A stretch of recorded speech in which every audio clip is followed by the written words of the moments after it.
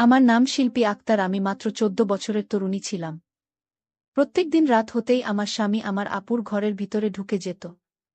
এমনকি আমি যখনই তার কাছে যেতাম তখনই সে কিছু না কিছু বাহানা করে আমার আপুর ঘরের ভিতরে ঢুকে পড়ত। একজন সাধু বাবার কথা শুনে আজ আমাদের দুই বোনের জীবনটাই নষ্ট হয়ে গেছে। জানি না এমন কি কারণ ছিল, যার জন্য আমার স্বামী প্রত্যেকদিন রাত হতেই আমাকে ছেড়ে দিয়ে আমার আপুর ঘরের ভিতরে ঢুকে পড়ত। কিন্তু একদিন আমি যখন এই সত্যিটা জানার জন্য আমার মনে ভীষণ চিন্তা হয়ে গেছে। আমি সেই বিষয়টা জানার জন্য আমি ব্যাকুল হয়ে আছি। কেন আমার স্বামী আমার আপুর ঘরে যেত? আমি তা নিশ্চিত হওয়ার জন্যই একদিন আপুর রুমে আগে থেকে ঢুকে পড়ি ও আলমারির পিছনে লুকিয়ে থাকি। তারপর কিছুক্ষণ পরে আমার স্বামী যখন আপুর ঘরের ভিতরে আসলো, তারপরে সেই ঘরে যা দেখেছিলাম তা দেখার পর আমার আত্মাটা কেঁপে উঠেছিল। বন্ধুরা, মূল ঘটনাটি শুরু করার আগে তোমাদের কাছে ছোট্ট একটা রিকোয়েস্ট, তোমরা যারা এই ভিডিওতে এখনো লাইক দাওনি তারা ভিডিওতে লাইক করে চ্যানেলটি সাবস্ক্রাইব করে পাশে থাকবা। এবার চলো আসল ঘটনাটি বলি। আমার আব্বু আম্মু আজাদ নামের একটি ছেলের সঙ্গে আমার বিয়ে দিয়েছিল। বিয়ের পরে অনেক স্বপ্ন নিয়ে শ্বশুর বাড়িতে এসেছিলাম। ভেবেছিলাম স্বামীর ঘরে অনেক সুখে শান্তিতে থাকব। কিন্তু প্রত্যেক দিন রাত হতেই আমার স্বামী আমার আপুর ঘরের ভিতরে চলে যেত। জানি না সে আমার আপুর ঘরের ভিতরে গিয়ে না জানি কি করত। আমার আপুর বয়স তখন ১৭ বছর। আসলে আমার আপুর সরকারি চাকরি করার খুব ইচ্ছে ছিল। তাই সে আমার আব্বুকে বলেছিল সে চাকরি না পেলে বিয়ে করবে না। তাই আমার আব্বু ও জোর করে তার বিয়ে দিতে পারেনি। তাই আব্বু আমার বিয়েটা দিয়েছিল। আসলে আমি বয়সে আপুর চাইতে ছোট হলেও আমার শরীর স্বাস্থ্য দেখে কিন্তু আপুর চাইতে অনেক স্বামী মনে হতো। লোকে বুঝতেই পারত না যে আমি আপনার চাইতে বয়সে ছোট ছিলাম। কিন্তু আমার আপু তো ভীষণ তরুণী ছিল। আপুকে দেখে অনেক সুন্দর লাগত। আমি ছোট হলে কি হবে? আপুকে আমার চাইতে ছোট দেখা যেত। কিন্তু বাবা মা বাধ্য হয়ে আমার বিয়েটা তাড়াতাড়ি দিয়েছিল। কারণ আমি একটু বাড়ন্ত ছিলাম এবং আমাকে দেখে মনে হতো হয়তো বা আমার বয়স ২৫ থেকে ২৬ বছর। তারপর আমি যখন বিয়ে হয়ে শ্বশুরবাড়িতে এলাম, তখন বাসর রাতে স্বামী বলেছিল তোমাকে পেয়ে আমার জীবন ধন্য। এবং তার স্নেহ পেয়ে আমার মনে এটা বিশ্বাস তৈরি হয়েছিল যে আমার স্বামী আমাকে ভীষণ ভালোবাসে। বিয়ের ৩ দিন পরে স্বামী নিজে থেকেই আমাকে আমার আপুর বাড়িতে নিয়ে গিয়েছিল এবং সেখানে আমি স্বামীর সঙ্গে ৪ দিন ছিলাম। সেদিন যখন মায়ের বাড়িতে স্বামীর সঙ্গে আমার প্রথম রাত ছিল, তখন ঘুমোতে যাওয়ার আগে তার নাকি ঘুম আসছে না। তাই সে একটু বারান্দা ঘরে বসে থাকতে চায়। আমি তখন স্বামীকে বলেছিলাম ঠিক আছে, তুমি বাইরের সময় কাটাও, আমি শুয়ে পড়ছি। তারপর আধ ঘন্টা পরে মনে হল বাইরের বারান্দা ঘর থেকে যেন হাসির শব্দ আসছে। হাসির শব্দ পেয়ে আমি যখন নিজের ঘর থেকে উঠে বাইরের ঘরে গেলাম, তখন প্রথমেই আমার ঘড়ির দিকে নজর গেল। ঘড়িতে তখন রাত্রি ১টা বাজে ছিল। তারপর আমি যখন বারান্দা ঘরে গেলাম, তখন দেখলাম আমার স্বামী আপুর সঙ্গে বসে গল্প করছিল এবং দুজনের হাতে কিন্তু চায়ের কাপ ছিল। ওই সময় কিন্তু স্বামী আমার আব্বুকে যে কথাগুলো বলেছিল সেগুলো আমি দাঁড়িয়ে দাঁড়িয়ে শুনেছিলাম এবং আমি জানতাম স্বামী ওই কথাগুলো এমনিতেই আমার আব্বুকে বলেছিল। আসলে স্বামী তখন আব্বুকে বলছিল সোহানা, আমি যদি বিয়ের আগে তোমাকে দেখতাম তাহলে কিন্তু বিয়েটাও তোমাকে করতাম। এবং এই ধরনের কথা বলে আমার আপু ও আমার স্বামী দুজনেই খুব হাসি হাসছিল। ওই সময় আমার আপু স্বামীকে বলেছিল, তোমার মতো একজন মানুষ পেলে তো আমি অনেক আগেই বিয়ে করে নিতাম। তাদের কথা শুনে তো আমিও খুব হেসেছিলাম এবং তাদের আড্ডায় যোগদান দিয়েছিলাম। এইভাবেই তো আমার বেশ ভালোই দিন কাটছিল। আমার স্বামী তো আমাকে ভীষণ ভালোবাসত, এমনকি সে আমাকে প্রায় দিন আমার বাবার বাড়ি নিয়ে যেত আমার বাবা মায়ের সঙ্গেও আপুর সঙ্গে দেখা করানোর জন্য। আমি তখন ভাবতাম যে আমার স্বামী কত ভালো, সে আমার সকল কথা রাখে। কারণ একটা মেয়ের যখন বিয়ে হয়ে শ্বশুরবাড়িতে আসে, তখন কিন্তু তার একটু আলগা মনে হয় এবং প্রায় দিন ইচ্ছে হয় বাবা মায়ের বাড়ি যেতে। এবং এই বিষয়টা আমার স্বামী বুঝত এবং আমার স্বামী আমার প্রতি এত যত্ন দেখে আমি ভীষণ খুশি হতাম। তারপর আমাদের বিয়ের কিছুদিন পরে যখন বিয়ের অ্যালবাম আমার স্বামীর হাতে দিয়ে যায়, তখন সে খুব খুশি হয়ে বিয়ের অ্যালবামটা হাতে নিয়ে আমাকে না দেখিয়ে ঘরের ভিতরে গিয়ে ঢুকে পড়ে এবং ভেতর থেকে দরজাটাকে লক করে দেয়। তারপর আমি যখন কিছুক্ষণ দরজায় বাড়ি দিয়ে স্বামীকে বললাম, আরে তুমি কি একাই অ্যালবামটা দেখবে, নাকি আমাকেও একটুখানি দেখতে দেবে? তারপর বল ৫ মিনিট পরে ঘর থেকে বেরিয়ে এসে আমাকে বলল, শিল্পা, এই অ্যালবামটা আমরা যদি তোমার বাবার বাড়িতে গিয়ে সবাই মিলে একসঙ্গে দেখি তাহলে কেমন হবে? স্বামীর এই আইডিয়া শুনে আমি তো খুব খুশি হয়েছিলাম। তারপর আমিও বাবার বাড়ি যেতে রাজি হয়েছিলাম। তারপর সেদিন সন্ধ্যায় যখন বিয়ের অ্যালবামটা নিয়ে বাবার বাড়িতে যায়, তখন আমি, আপু এবং আমার স্বামী আমরা ৩ জন মিলে বিয়ের ছবিগুলো দেখেছিলাম। এদিকে আমার শ্বশুর বাড়িতে আমি, স্বামী, আমার শ্বশুরমশাই ছাড়া আর কেউ ছিল না। আমার স্বামী তার বাবা মায়ের একমাত্র সন্তান ছিল। তাই আমার শ্বশুর কিন্তু আমার স্বামীকে যতটা ভালোবাসত, আমাকেও ঠিক ততটাই ভালোবাসত। এবং আমি আমার শ্বশুর এর মতো এত ভালো মানুষকে নিজের বাবার মতো করে পেয়ে জীবনে খুবই খুশি ছিলাম। তারপর শ্বশুরবাড়িতে ১ সপ্তাহ থাকার পরে আমার স্বামী বলল সে নাকি আমাকে আবার আমার বাবার বাড়িতে নিয়ে যাবে এবং সে নিজেও নাকি সেখানে ২-১ দিন থাকবে। এই কথা শুনে তো আমি খুব খুশি ছিলাম যে আমার স্বামী আমার সঙ্গে আমার বাবার বাড়িতে ২-৩ দিন থাকবে। তারপর বাবার বাড়ি গিয়ে আমরা ৩ জনে মিলে সারা দিন কিন্তু খুব গল্প করব। ৩ জন বলতে আমি, স্বামী ও আপু।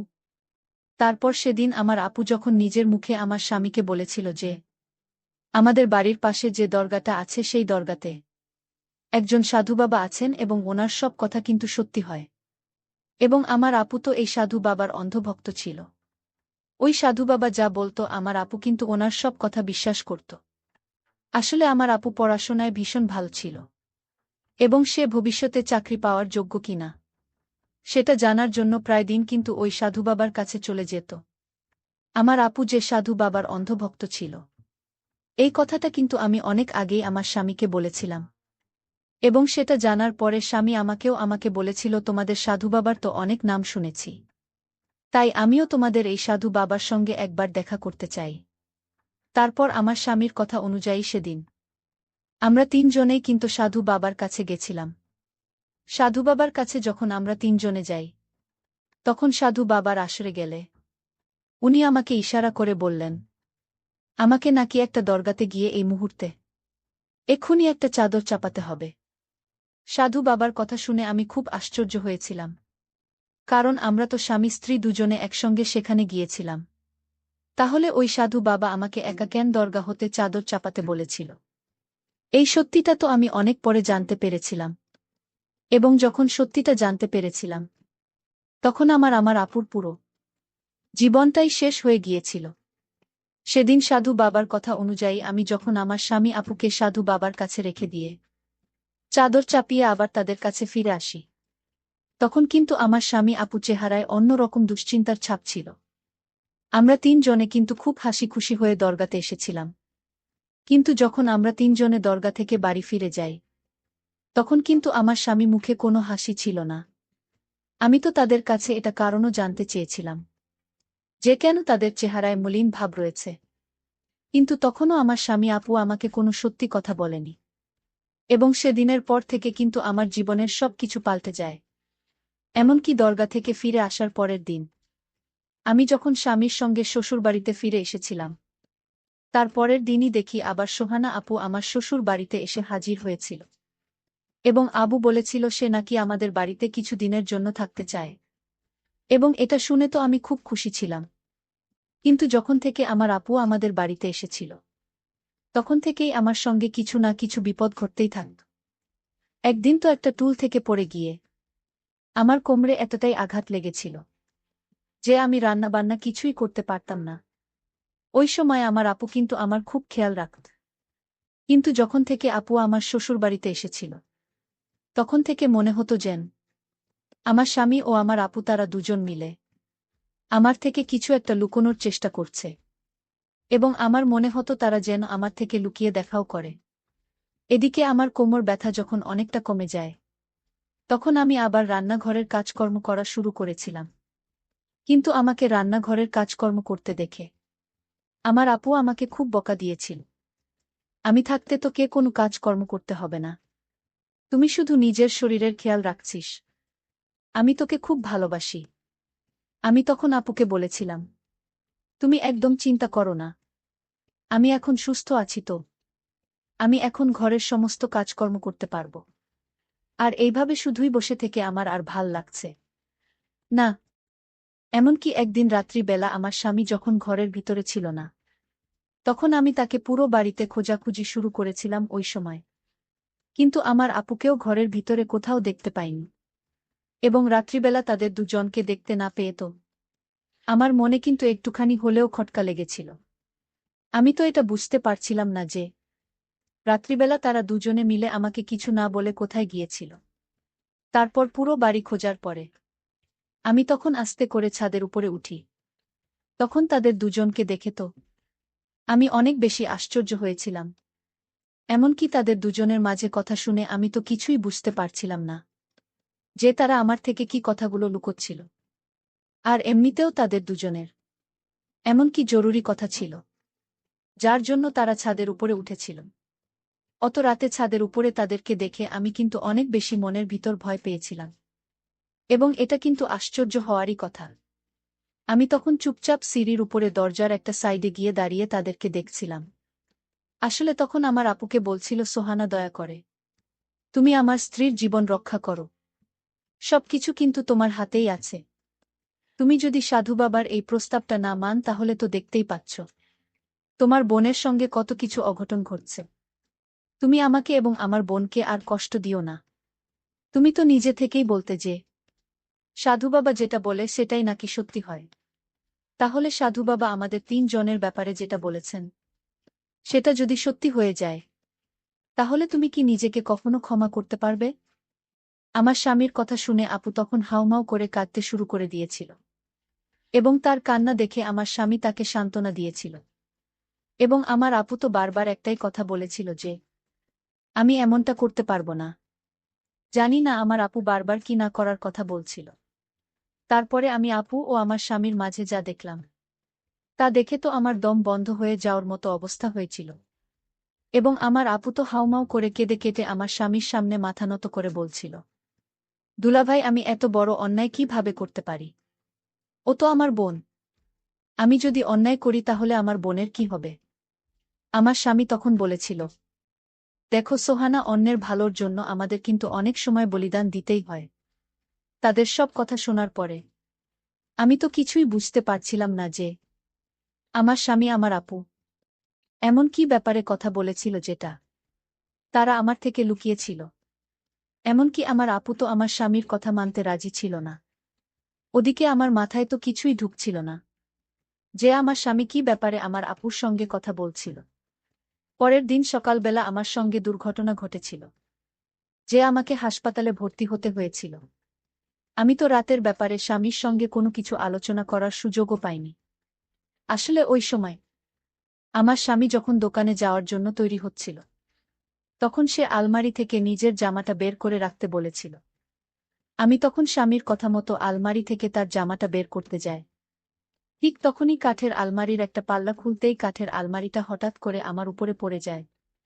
তারপরে তো আমি অজ্ঞান হয়ে গিয়েছিলাম। এবং আমার কপালে অনেক আঘাত লেগেছিল। এবং আমি ১ সপ্তাহ কিন্তু হাসপাতালে ভর্তি ছিলাম। ১ সপ্তাহ পরে আমি যখন আমার মায়ের সঙ্গে শ্বশুরবাড়িতে ফিরে আসে, তখন আমার মনে হলো আকাশটা যেন আমার মাথায় ভেঙে পড়ল। কারণ আমার স্বামী ও আমার আপু তারা দুজনে কিন্তু বসে গল্প করছিল। তাদের মুখে অনেক হাসির চাপ দেখতে পেলাম। আমার কাছে মনে হয়েছিল তারা দুজন মনে হয় অনেক আপন। মনে হয়েছিল যেন ১০০০ বছর ধরে তাদের পরিচয়। আসলে আমি যখন হাসপাতালে ভর্তি ছিলাম তখন পুরো বাড়িটা আমার আপু কিন্তু সামলেছিল। তারপর আমি যখন হাসপাতাল থেকে শ্বশুরবাড়িতে ফিরে আসি, তখন আমাকে দেখামাত্রই আমার স্বামী অনেক বেশি আশ্চর্য হয়ে যায়। সে তখন আমাকে বলে, তুমি এখানে কি করছো? আমি তখন স্বামীকে অবাক হয়ে বললাম, আমি এখানে কি করছি মানে আমি আমার নিজের বাড়িতে ফিরে এসেছি। তুমি কি আমাকে দেখে খুশি হওনি? আমি ৭ দিন পরে আজ শ্বশুরবাড়িতে ফিরে এসেছি। তোমার তো আমাকে দেখে খুব খুশি হওয়া উচিত ছিল। ওই সময় কিন্তু আমার শ্বশুরমশাই ও বাড়িতেই ছিলেন। উনি তো আমাকে দেখামাত্রই অনেক বেশি খুশি হয়ে বললেন, বৌমা আজ তুমি ৭ দিন পরে বাড়ি ফিরে এসেছ। আজ আমি খুব খুশি কারণ আমার ঘরের লক্ষ্মী আমার ঘরেই আবার ফিরে এসেছে। কিন্তু আমি যখন ঘরের ভিতরে প্রবেশ করি, ঠিক তখন আমার স্বামী আমাকে যা বলেছিল সেটা শুনে তো আমার মাথায় যেন আকাশ ভেঙে পড়েছিল। কারণ স্বামী তখন সবার সামনে বলল, শিল্পা, আমি তোমাকে তালাক দিয়েছি। তাই আজ থেকে তুমি এখানে নয়, তুমি তোমার বাবা মায়ের কাছেই থাকবে। এবং সোহানাকে আমি নিজের স্ত্রী করব। তাই সোহানা আমার বাড়িতে থাকবে, শুধু তাই নয়, আমরা দুজন দুজনকে অনেক ভালোবাসি। আমি তার জন্য জীবন দিতেও প্রস্তুত। আমি তখন হতভম্ব হয়ে স্বামীর দিকে তাকিয়ে বললাম, তোমার কি মাথা খারাপ হয়ে গেছে? তুমি এইসব উল্টোপাল্টা কি কথা বলছ? ঠিক ওই সময় আমার শ্বশুরমশাই তার ছেলের গালে একটা থাপ্পড় মেরে বললেন, এটা কি ইয়ার্কি করার সময়? বৌমা এখনো অসুস্থ আছে, আর তুই তার সামনে এই ধরনের বেহুদা কথা বলছিস? ওই সময় কিন্তু আমার আপু কেঁদেই যাচ্ছিল, এবং সে মাথা নিচু করে চুপচাপ দাঁড়িয়েছিল। তখন আমি না পেরে আমার আপুর কাছে গিয়ে জিজ্ঞেস করেছিলাম, আপু, আমার স্বামী যেটা বলছে সেটা সত্যি কথা? আমার আপু তখন কেঁদে কেঁদে বলেছিল যে, হ্যাঁ, এটা একদম সত্যি কথা, যে তারা দুজনে আমার অনুপস্থিতিতে সকল কিছুই, এবং তারা বিয়েও করবে। সবকিছু শোনার পরে আমার বাবা মা তো আমার আপুর সঙ্গে সেখানে সব সম্পর্ক শেষ করে দিয়েছিল, এবং আমাকে তারা নিজের বাড়িতে ফিরিয়ে নিয়ে এসেছিল।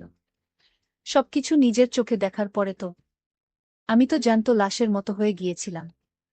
পরের দিন আমার স্বামী যখন সমাজের 10 জন লোকের সামনে আমার আপুকে কবুল করার প্রস্তুতি নেয়, এবং এ সময় কিন্তু কাজী সাহেব ও তাদের বিয়ে কবুল করানোর জন্য প্রস্তুত ছিল, ঠিক তখনই আমি পুলিশকে নিয়ে সেখানে হাজির হয়েছিলাম। আসলে তার আগের দিন রাতেই আমার আপু আমাদের বাড়িতে এসেছিল, যদিও আমার বাবা মা তাকে ঘরের ভিতরে ঢুকতে দিতে রাজি হয়নি। কিন্তু আপুর কাকুতি মিনতি দেখে আমি বাবা মাকে বলেছিলাম তারা যাতে একটিবার আপুকে ঘরের ভিতরে ঢুকতে দেয়, এবং তখন আপু বলেছিল যে তারা নাকি আমার ভালোর জন্য দুজনে মিলে বিয়ে করার সিদ্ধান্ত নিয়েছে। আমি তখন বিয়ের কারণটা জানতে চেয়েছিলাম। তখন আপু আমাকে বলেছিল, যেদিন আমরা 3 জনে দরগাতে সাধু বাবার কাছে গিয়েছিলাম, সেদিন সাধু বাবা নাকি আমার স্বামীর ও আপুর হাত পরীক্ষা দেখে তাদের দুজনকে বিয়ে করার আদেশ দিয়েছিল, এবং সাধু বাবা বলেছিল আমার স্বামী যদি আমার বোনকে বিয়ে না করে, তাহলে আমি নাকি খুব তাড়াতাড়ি মৃত্যুর সম্মুখীন হব। এবং সাধু বাবার কথা শুনে ও আমার আপু যখন এই প্রস্তাবে রাজি হয়নি, তখন আমার প্রাণরক্ষার জন্য নাকি আমার স্বামী আপনার কাছে আমার প্রাণের ভিক্ষা চেয়েছিল। তাই আমার আপু সেই সাধু বাবার কথা শুনে ও আমার স্বামীর কথা শুনে আমার বোনের সঙ্গে বিয়ে করতে রাজি হয়েছিল। কিন্তু সেদিন আমি যখন আমার আপুর কথা শোনার পরে পুলিশকে সেখানে নিয়ে এসেছিলাম, তখন আমার স্বামী বাধ্য হয়ে কিন্তু এই সব কিছু সত্যি কথা বলেছিল। আমার আপুকে আমার স্বামী মিথ্যা বলেছিল। আসলে আমি মারা যাব না, এটা আমার স্বামী সাধু বাবার নামে মিথ্যা ভয় দেখিয়ে আমার বোনকে বিয়ে করেছিল। আসলে সাধু বাবা এই ধরনের কোনো কথাই বলেনি। আমার স্বামী আমার 2 বোনকেই বিয়ে করেছিল। সে তার মনের বাসনার জন্যই ষড়যন্ত্র করেছিল। বন্ধুরা, আজকের গল্পটি এখানেই শেষ করলাম। যদি গল্পটি ভালো লাগে তাহলে অবশ্যই চ্যানেলটি সাবস্ক্রাইব করে পাশে থাকবেন। ধন্যবাদ।